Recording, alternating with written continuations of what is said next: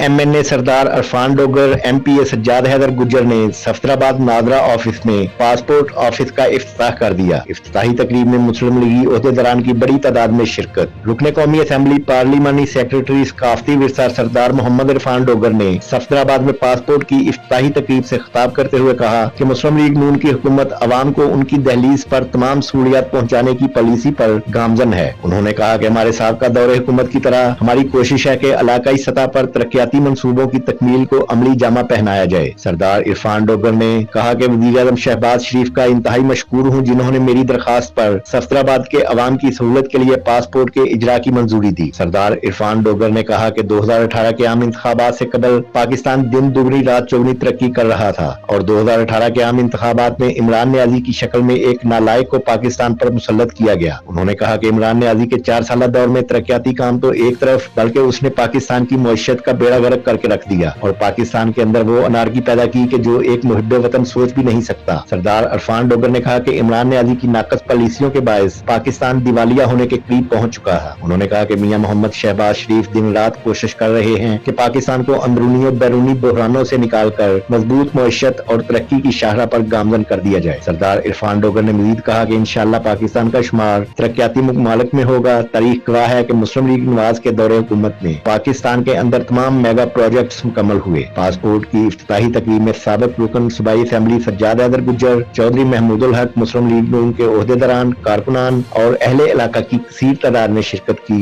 और पासपोर्ट के इजरा पर हुकूमत का शुक्रिया अदा किया।